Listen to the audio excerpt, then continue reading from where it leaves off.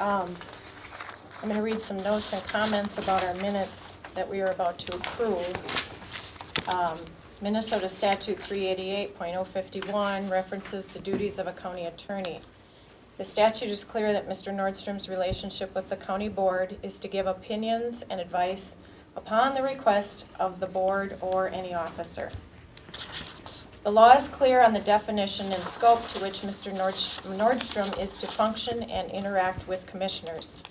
And yet the board has to deal with constant interference from this individual. And let me give you a few examples from last week's meeting. Last week at 52 minutes and 50 seconds into the meeting, Jim Nordstrom interrupted the chair and stopped us from formally adopting the written charges against Mr. Johnson because, as he stated, this item has not been on the agenda. He interjected his unrequested opinion that we need another hearing and that it is not appropriate to adopt it right now without some sort of notice. Jim Nordstrom then proceeded to push the board in a direction to determine if the board's desire is to terminate this contract. If so, then we could formulate charges. This direction that Jim Nordstrom was forcing seems to be in complete contradiction with Minnesota Statute 375A.06, in which the law states written charges and a public hearing must happen prior to a vote to terminate. At 55 minutes and 50 seconds into the meeting, Jim Nordstrom, without being recognized by the chair to speak or soliciting of his opinion, interrupted the meeting and barked the question, "We do not have any reasons for termination today." I responded to the county attorney by reminding him that the reasons for terminating the contract were on the resolution. At that point, Mr. Nordstrom stated he hadn't seen the resolution. If that statement were true, why did the Winona Daily News in the October 15th issue quote the county attorney saying, "Based on the wording of the resolution the board will vote on Tuesday, two things would have to be granted in accordance with state statute if Johnson is fired." At 1 hour and 42 minutes into the meeting, Jim Nordstrom instructs the chair to take a question from the audience. Is he the acting chair at this point? At 1 hour and 43 minutes into the meeting, Jim Nordstrom begins to interrupt and heckle the chair and presses or pushes the board into the direction of forming a committee. At 1 hour and 45 minutes into the meeting, again without being recognized by the chair to speak or his opinion solicited, the county attorney seems to cross-examine the chair regarding a list of cost-saving actions that Mr. Johnson has allegedly saved the county. Nordstrom directly asked the chair if he denied that the things on the list happened. It is important to note that the validity and author of this list was challenged during the meeting and no one took ownership for it.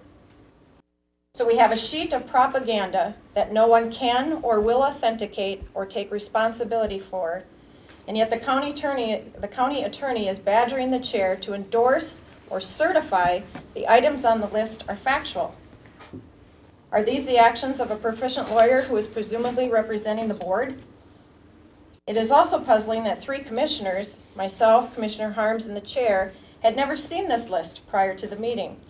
And yet the county attorney, the administrator, two former county commissioners, and some staff and audience members seem to be knowledgeable as to its content.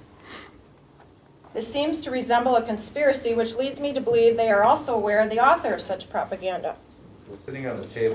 You're out of order? It was sitting on the table for all the public. At 1 hour and 50 minutes into the meeting, the assistant county attorney advised the board to take a roll call vote on the termination of the contract prior to the public hearing. I would like to point out again, this seems to contradict what the statute states is the proper order in this process. At 1 hour and 51 minutes into the meeting, the assistant county attorney returns to Jim Nordstrom's plan stated at 1 hour and 43 minutes into the meeting, which was to form a committee. At 1 hour and 53 minutes into the meeting, Commissioner Hall makes the following motion. I would move that we table this resolution, item A, until we have further discussion, possibly till a meeting in December. That will give time to form a committee.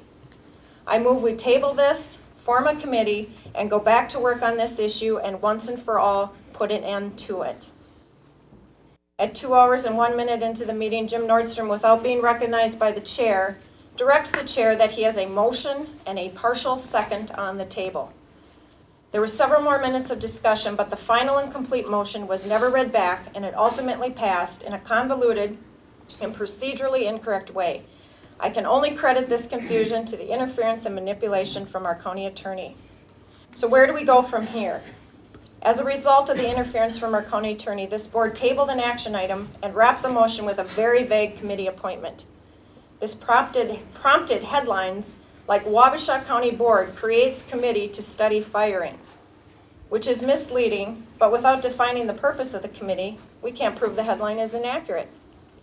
I even have an email from Michael Plant where he is asking the committee members what specific areas we should look at, or if there are other members we want to bring into the committee. Not only is this governing body left with a convoluted motion, we also have been left with more questions than answers. Therefore, Mr. Chair, I move to amend the minutes by striking the 12/8 table date, because the date was actually left open, and I move to strike both lines referencing the committee. We shouldn't recognize that part of the motion because it wasn't clear to the board, the assistant county attorney, or our clerk what the specific motion was regarding the committee. The clerk has recorded in these minutes that the committee was formed to research the fiscal ramifications of termination, and yet researching fiscal ramifications was not in the communication I received from Michael Plant, who has taken on the role of organizing the committee's work. I would also ask that the movers of the motion bring the committee item back on a future agenda with the function and role of the committee spelled out very clearly. How can we expect the public and the media to understand what the function of this committee is when we obviously don't know for sure ourselves? The board needs to be clear and transparent with what this committee is charged with doing. If this matter were ever to go to court, which we know there is a likelihood of just that, we need to be able to demonstrate that we followed meeting procedure or protocol, we openly communicated, and we were clear on the expectations for this committee and the power or authority that they have. It is in the best interest of the county, the members of the committee, and our administrator to do this the right way in a setting that is not dysfunctional and filled with confusion and interruptions. I will repeat my motion for the record. I move to amend the minutes by striking the 12/8 table date, as well as striking both lines referencing the committee.